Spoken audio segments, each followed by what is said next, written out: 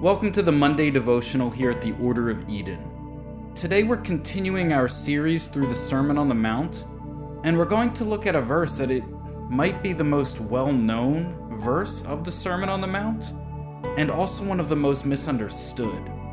So hopefully we can clarify things today and see how it should impact our lives going forward. So let's go to the Sermon on the Mount, let's go to the text, and I'll start with the verse we covered last week. Matthew 5:3 says, "Blessed are the poor in spirit, for theirs is the kingdom of heaven. Blessed are they that mourn, for they shall be comforted.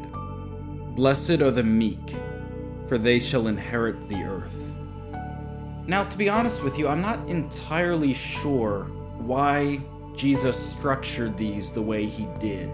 I've seen some things suggesting that one of these verses each kind of builds and rolls into each other in the realm of personal spiritual growth, but I'm not entirely sure.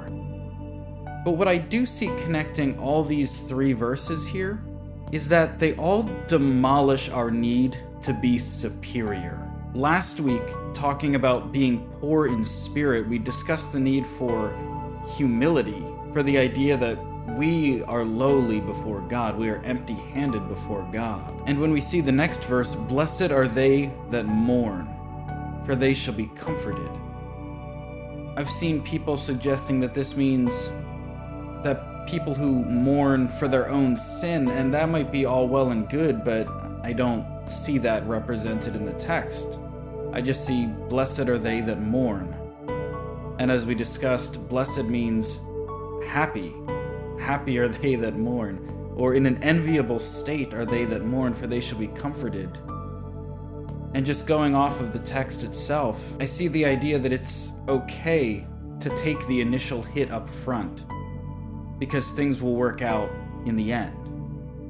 Blessed are they who mourn now, because later they will be comforted. And blessed are the meek, for they shall inherit the earth. All these verses take away our need to be superior, our need to be number one, our need to even be happy all the time, our need to be stronger than someone else. But I want to focus on "Blessed are the meek, for they shall inherit the earth." I think this has been so terribly misunderstood and therefore so difficult for people to actually meaningfully apply to their lives, especially men, because we have this idea of meek. In English, it literally rhymes with the word weak, and that's how we take it, something that is so soft and gentle and powerless. And no one wants to be told to be powerless. And there's a bit of ego in there too, I won't deny. We want to be strong because we often want to dominate, but that's not even what's being addressed here. Because the word that gets translated as meek doesn't mean weak, doesn't mean powerless. Quite the contrary. I don't like to dive too heavily into Greek during the devotionals, but the Greek word that gets translated as meek is the word praus. And it's a Greek military term. You see, in ancient Greece, they would take wild horses from the mountains, and they would capture them and train them to break them, to make them submissive to the soldier, the rider, the horseman. So they would take a strong, powerful, wild horse filled with fire, and they would train it to the point that it could do anything that the rider wanted it to at the slightest command.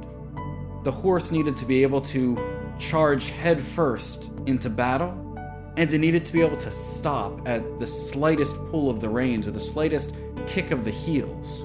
And when a horse could do those things, it was considered praus. The horse was meeked. It was like a verb. This incredibly powerful, wild horse brought under the control of its master. The horse was by no means weak.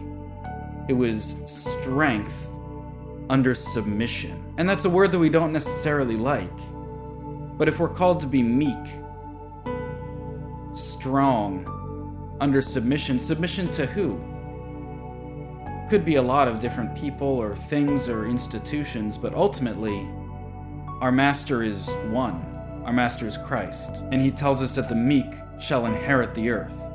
Those who are strong, but under submission to their master. That's something people can get behind much easier. No one wants to be told, you should be weak.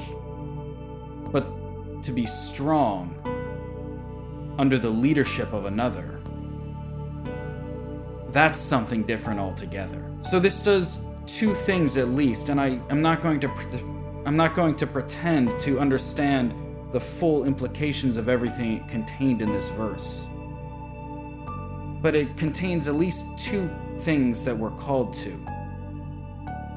If meek means strength under control, under submission, then in a sense we're called to be strong. And this may or may not mean physically, but we're called to be strong.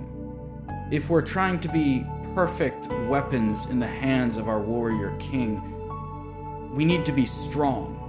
Strong so that we can be useful, that we can be used by him. We can be strong in faith. We need to be strong in spirit. We need to be strong in the fruits of the Spirit, things like peace. If we don't have something like peace, then we're not strong because we're controlled by this emotion and this event and this person and what this person said and what happened on the news. If we don't have something like peace, we're not strong and we're not useful to the furthering of the kingdom. We need to be strong in our specific area of gifting. God has gifted everyone in very unique ways. You're a completely different type of person than I am, and you have different strengths and gifts and abilities. And if we let those go to waste, why were we given them in the first place? We need to be strong. This encompasses many areas, including your faith, including your fruit of the Spirit, and including your specific gifts. And if we're called to be meek, we're called to strength, and we're called to strength under submission. Submission to our true master. Not just to ourselves. We're not called to be strong for our own ends, our own means. We're called to be strong for the furtherance of the kingdom of God. We need to make sure our actions are in accordance with what God would have from us. We need to make sure that our words are His words. We need to make sure that our thoughts, our attitudes reflect what's taught in the Sermon on the Mount, in other great teachings throughout the Bible. So not only are we called to be strong, not to be tossed about to and fro by all the things of life, but we're told that it's supposed to be in service of our true King, our true Master. So as we're called to be meek, we're called to be strong in all these areas, and in submission to the Master, the true King.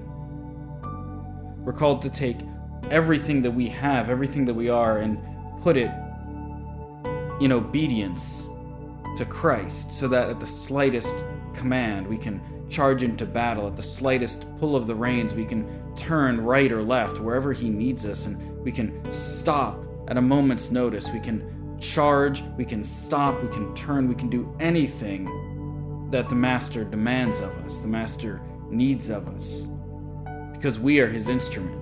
We're called to strength under submission. Blessed are the meek, for they shall inherit the earth.